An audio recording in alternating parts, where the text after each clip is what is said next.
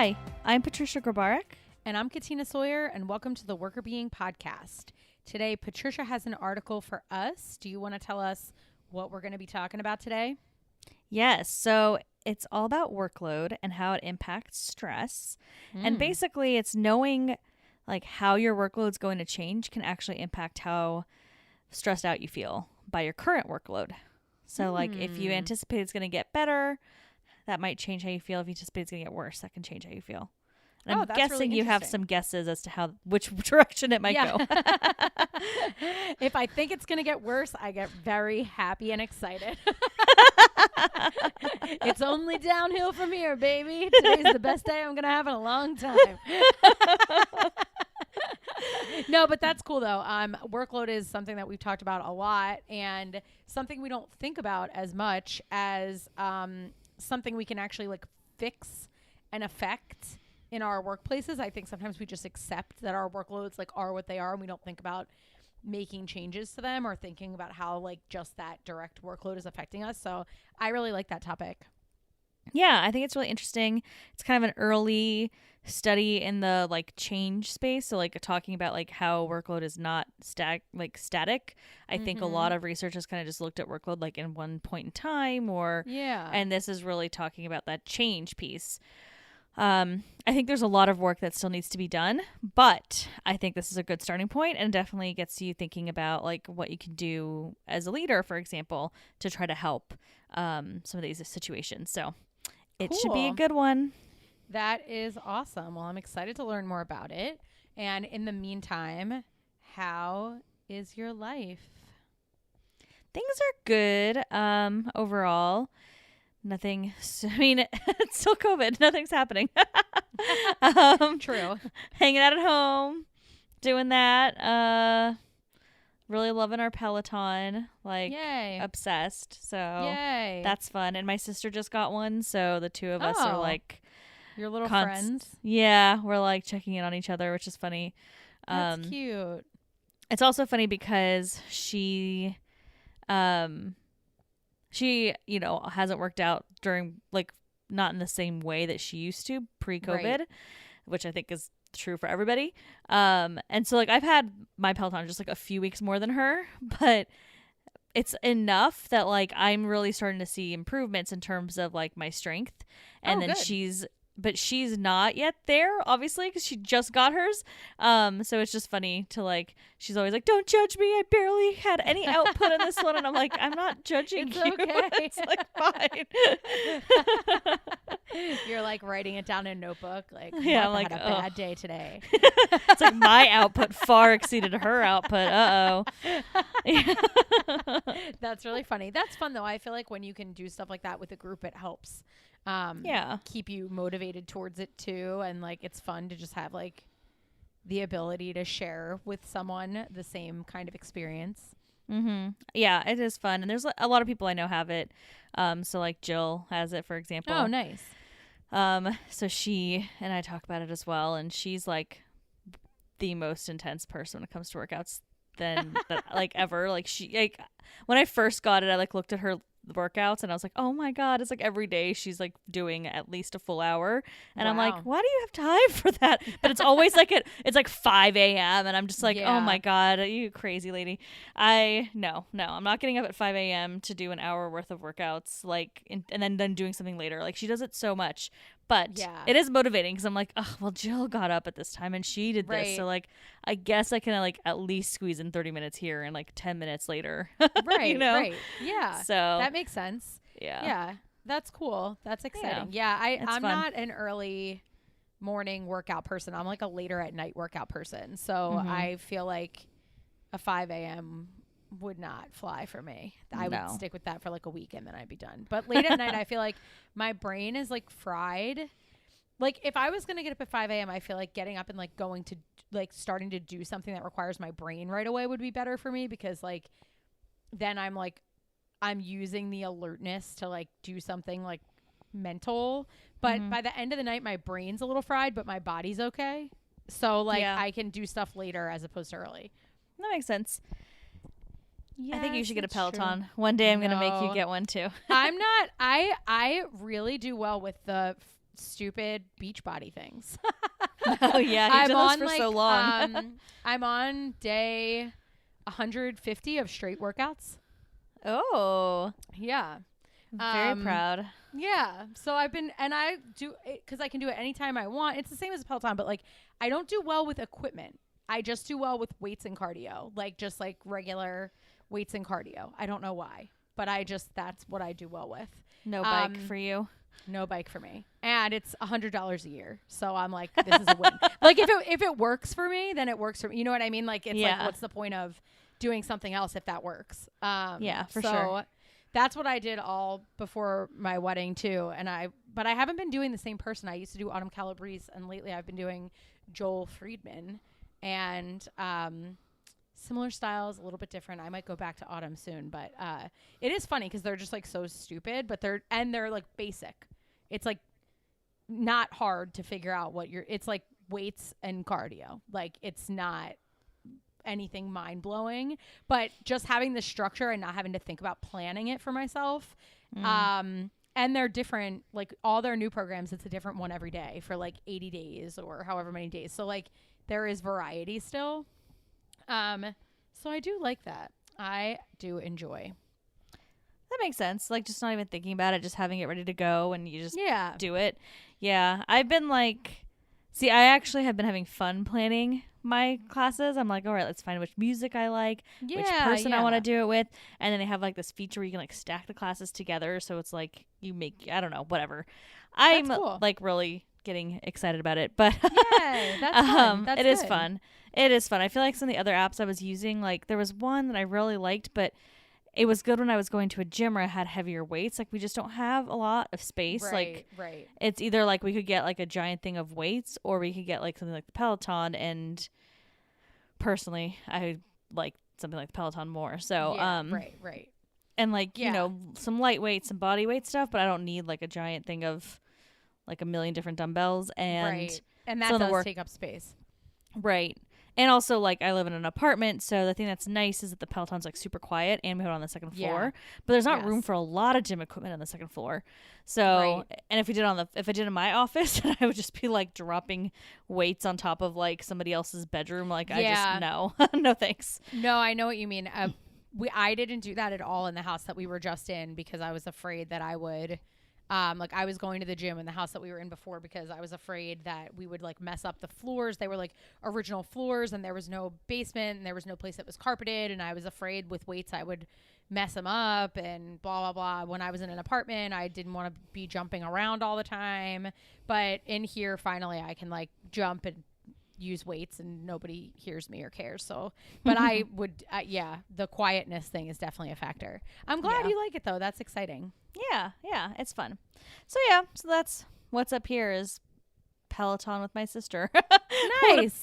What about you? What's going on with you?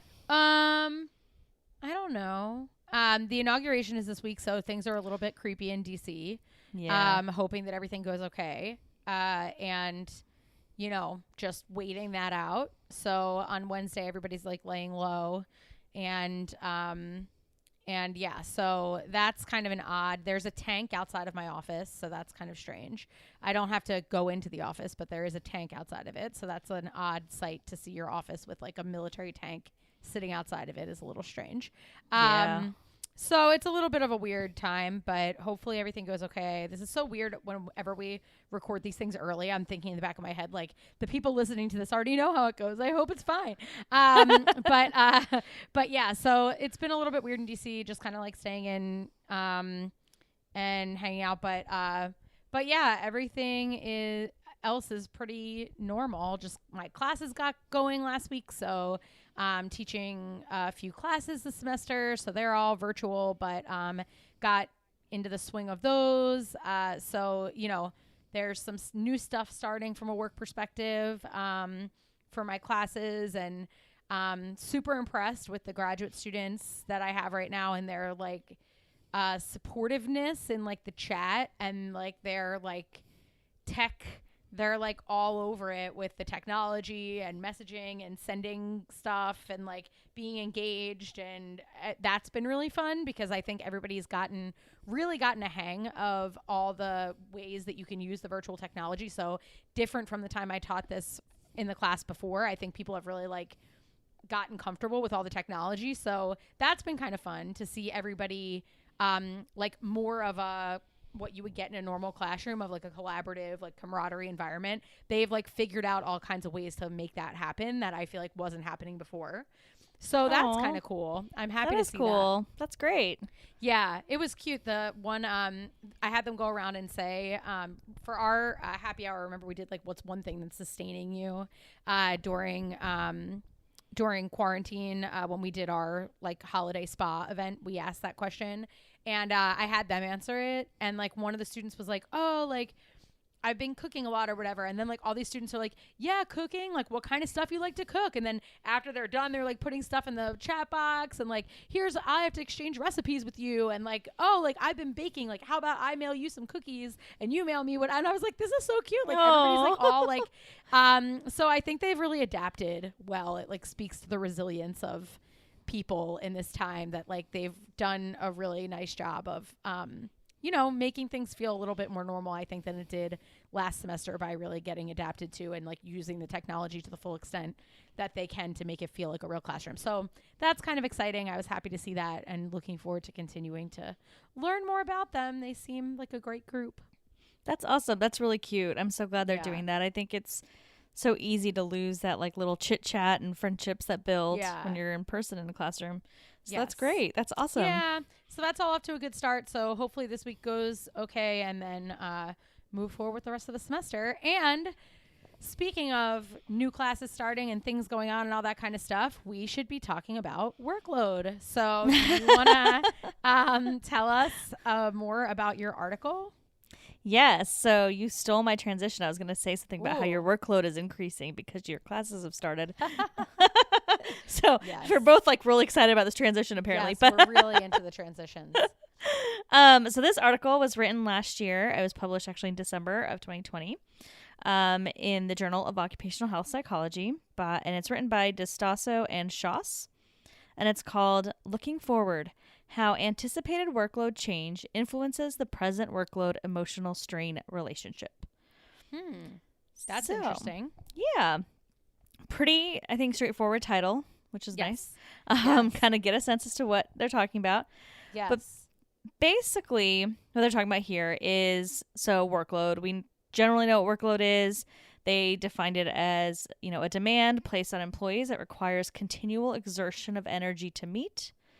So if you have high workload, that means you've got an excessive amount of job tasks that you can't necessarily manage easily within a certain time span. A moderate workload or like a normal one would be obviously you're able to meet your tasks, but you're busy all the time or throughout the day. And then a low workload means you probably have some gaps. You're not necessarily doing tasks constantly. Okay, cool. Okay, so that makes sense. So it's just more about my sustained amount of effort towards work-related stuff that I have to get done. Exactly. Yep. Cool. Awesome. Yeah. So workload has been studied a lot, as you mentioned already. Like we've talked about this topic before. It's definitely a very popular concept in the literature, especially when it comes to stress, because obviously it's creating a demand on your time, your energy, your effort, your cognitive resources, all that good stuff. Yeah. So what they've found in the past, so just kind of like to give a sense as to what exists already, we already know that workload does have an impact on stress and strain, right? So it's related to stress. It's related to fatigue. If you're working in a high workload time period for a long period of time, you're more fatigued. You have more negative emotions. You tend to have more distress. It even is tied to blood pressure. So all of these things happen when you have a lot of workload. And like I said, it has been shown to be related to stress on the job before. So having a heavy workload can be bad for your health, basically. So if you feel like you're constantly doing tasks and you never get a break, that might be a bad sign. Exactly. Yep. And so the thing that's different about this study is they're really looking at understanding what happens with workload changes. And not just if it changes, but what happens when you're anticipating that change. So if you're thinking that it's going to change, what's going to happen, right? Like, how do you feel? Is that going to change your level of stress? And they pull on the conservation of resources theory, which we've talked about a ton. Yes. So for those of you that listen to this podcast, can probably explain it to us by now.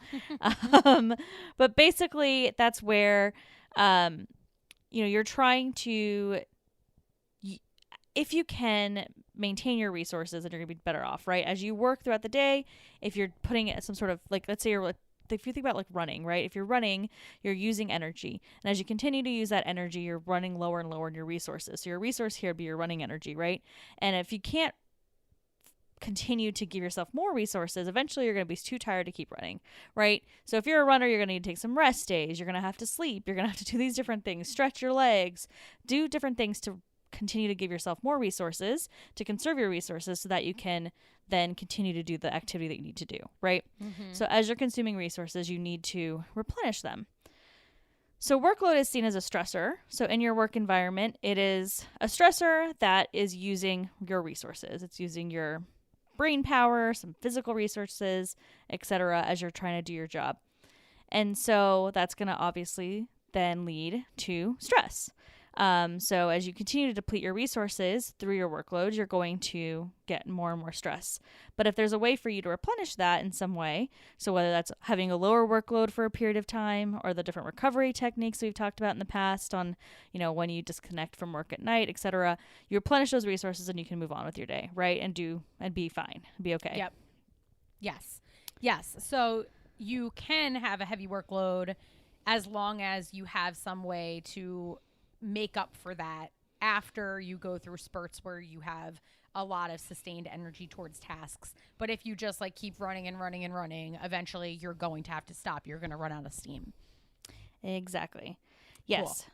So as I was saying, this study looks at, so we know that if you have a high workload, you're going to have this strain. Workload is always going to be related to having some potential strain. There's ways to mitigate for that, etc.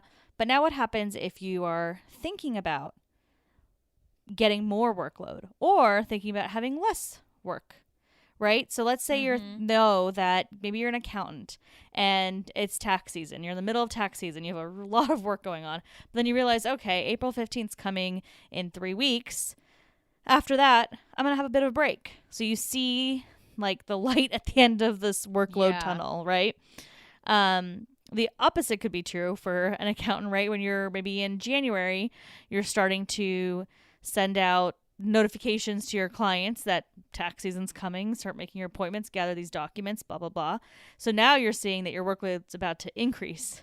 So that can cause some stress too, right? Or cause stress versus diminish stress. So that's their theory, that if you're seeing that workload's going to get worse, you're more likely to feel anxious about it, feel some stress. And then if you are seeing that it's going to get better, you actually feel better even in the middle of doing a lot of things. Yeah. So it's kind of like, I'm thinking about when people are like, oh, just try to take things day by day. But it seems like that's a little bit difficult to do in practice. If you know that there's something on the horizon that's upcoming that's either good or bad, it actually can have an impact on how you're feeling about your work right now from a stress perspective. Exactly. Yeah. And so they pull on different research, old research that talked about how, if you anticipate that there's going to be a stressful experience coming up, it actually has a negative impact on you. So even before it happens, as you're thinking it's going to happen or knowing it's going to happen, your heart rate can go up, your negative emotions can go up, etc. But then if you anticipate something positive, so if you know something good is going to happen in the future, you're more likely to actually do some good things for your current state too. You're more likely to use like problem-focused coping strategies. So thinking about how to fix problems in the moment. And then you start to actually feel better physically if you see this positive thing coming in the future. And you actually, because you see positive outcomes and positive experiences in the future, you actually start to feel like stress is more controllable, which is an interesting finding that they referenced in the beginning of the paper. So anyway, so there's a lot of positives about seeing like some good things coming down the road and negatives with seeing bad things coming down the road. Yeah. So that makes sense and feels intuitive. what do they suggest people do? So it doesn't seem like a good solution would be like, just don't tell anyone what's coming. So how do you kind of manage knowing that if you're coming into a difficult period of time? So if you were using tax season, like I'm an accountant, I'm coming into tax season and I know that this is going to be a really, really rough time for me. And there's not much that we can do as accountants to avoid that, right? Like that's always going to be a busier time of year. Are there suggestions for ways that people might either take advantage of the positive aspect of things or avoid the negative aspect of things? Yeah, so they have some good takeaways, like kind of everything I was talking about is stuff they've talked about at the beginning of the paper, and then that's what they found as well. So just to give a little bit of context around how they did this study, because I think it's important, and I think that one of my things to think about is like we need to tap into this research again in the future and see how things are going, because it was a pretty small sample. They only had 56 participants, but they had 141 observations. So basically people could complete the survey each month for a year, and they're looking to see like over time, how does workload change and how does that impact their stress? So they asked people about their current workload, their anticipated change in their workload, and then ask them about emotional strain. So like if their job made them feel frustrated or discouraged, or they feel miserable or fatigued, things like that. And what was interesting is that they used a project-based position. So they looked at a market research firm where they had projects that would start. And so like the leaders would say that the work really ebbed and flowed, right? Sometimes they would have a lot going on in the height of a project. And then as the project slowly wrapped up, then they would have some pause, some time before the next project would ramp up. So there was a lot of like ebbs and flows in these people's work day or work year, over time. So that really helped, I think, with the study. Yeah. And so what they found is exactly like everything we've been talking about so far, is that these participants, if they saw that their workload was going to stay the same, well, if they were having if their workload felt like a lot already or whatever, it's still related to feeling stressed out, feeling some emotional strain. So no matter what, workload is related to strain. If you think your workload is going to stay the same, gotcha. If you think it's going to increase, you feel more stressed out. If you think it's going, and that relationship gets stronger, so your workload is now like really tied to getting more and more stress. And then if you think your workload's going to decrease over time, then you actually don't feel as stressed out. That's interesting. You feel kind of calm. Yeah. I think that what you just said is also interesting, that there was a lot of ebbs and flows. I think that people generally tend to think of like, oh, my job is always stressful, or my job is, because like probably I would imagine that the negative aspects of our job, or the more stressful aspects of our job, stand out more than maybe some of like the more positive aspects, or like the lower workload times. We probably remember less than the times we felt really stretched. So I think it's also interesting to kind of recognize that on average, people saw ebbs and flows in their workload. So to also maybe keep in mind as a broad takeaway that even if you're sort of dreading the ramp up, maybe it's helpful to realize that at some point that will end and you'll ramp back down again. So it's kind of like you can look into like the short long term or the long term. And maybe if you like keep the long term in mind and know that things even out a little bit more over time, it might create like a secondary reframing of that information or something like that. Yeah, I think that's a good call out. I mean, a lot of what they talked about in the takeaways, and I think some of the points are really good, is, if you have the ability to provide people with endpoints, give them the, like, when is the end coming to a stressful situation, that's obviously the best thing you could do, right? That's better than just like letting it be ambiguous. So if you know, like, all right, this project, we have a deadline of this time. If it's super far out, like if you're saying like this project's going to end in 2 years, like that's probably not as helpful. But maybe there's phases in a project that you can say, okay, well, this phase is going to be a lot of effort for this team, but then it's going to move to a different team in the next phase. So in 2 months, it's going to be a break time for this specific team that's working right now very heavily. So being clear about when that time is going to be, like when is what they call the recovery period or the lower workload period coming, I think is super helpful. So like you said, like kind of putting in those different helping people understand like when that's going to be and helping people see those ebbs and flows, I think is very important.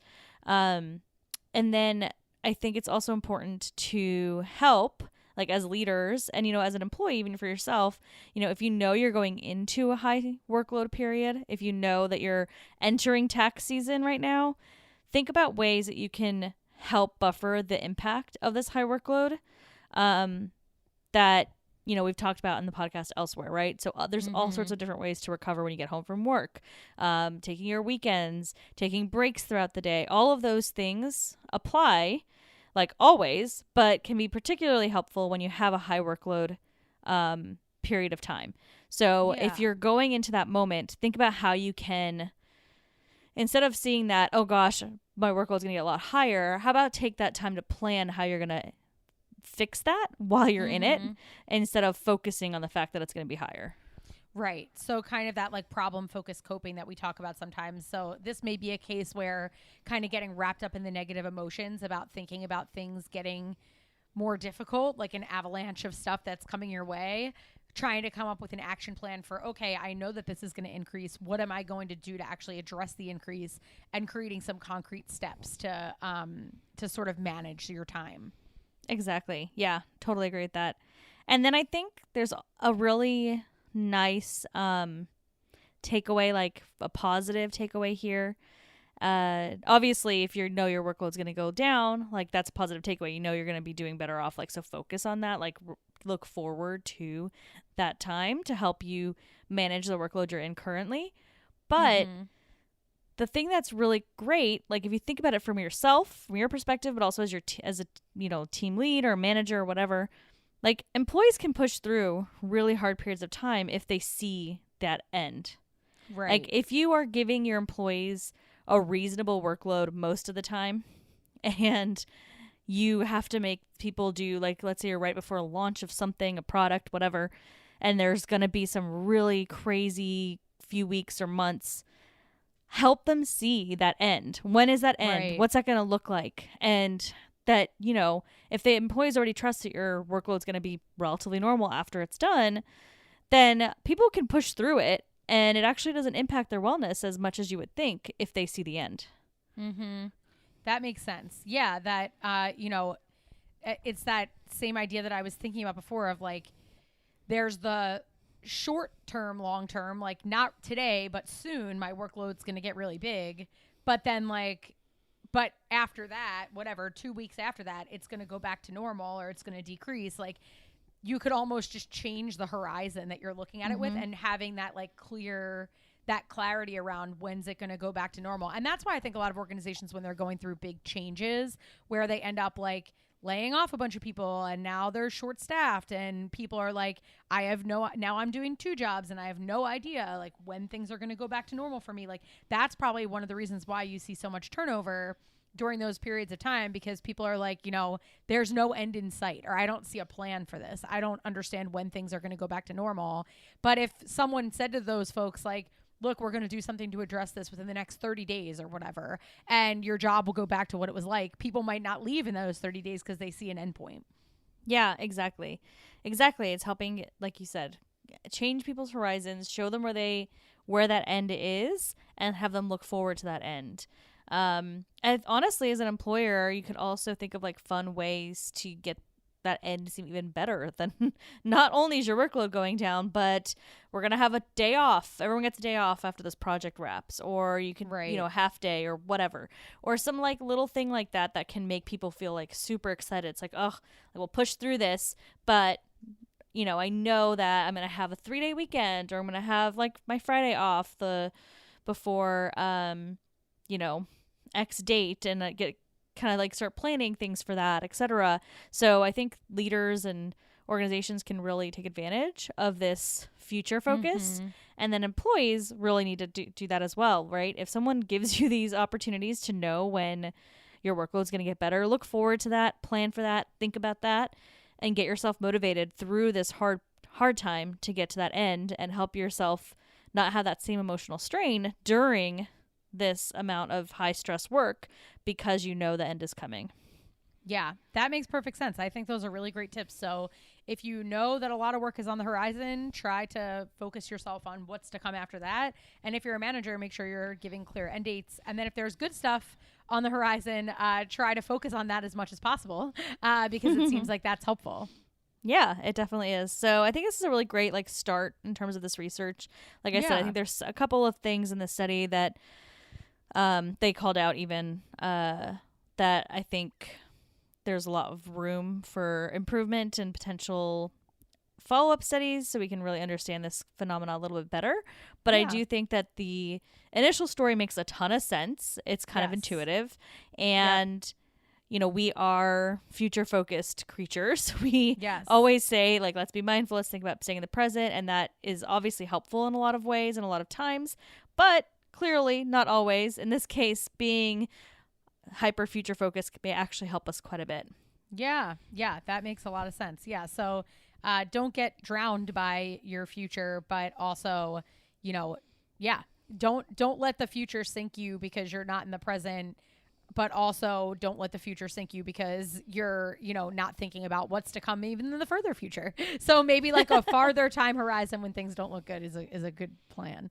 Yeah, kind of like don't think about I think the thing with mindfulness and this, like kind of that comparison I just made, like if you're thinking only about the future, that's a problem. But if you're in the middle of a stressful situation or a stressful project, work task, high workload, whatever, and you see where it ends, looking forward to that is helpful, but not thinking, all right, that's going to happen then plus XYZ and everything else under the sun is happening in that month. And that's what I need to think about. That's when you get lost. Right. But thinking about like how using it as a tool to help you get through what you're in today is what the study is showing is helpful. Yeah. I think that's awesome. That's some really good takeaways. And if you can, I guess, decrease your employees' workload in the moment and they don't have to dread something, of course, that's always preferable. But if there's nothing you can do about it, at least preparing for people for when it's going to be over is a positive thing. Exactly. Yes. Awesome. Well, thank you so much for reading this. I really appreciate it. This was a very good piece.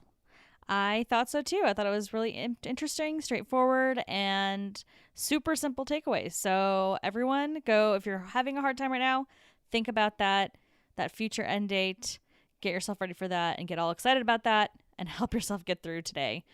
But yeah, we'd love to hear from all of you. If you have any questions, thoughts, suggestions, as always, feel free to email us at contact@workrbeing.com.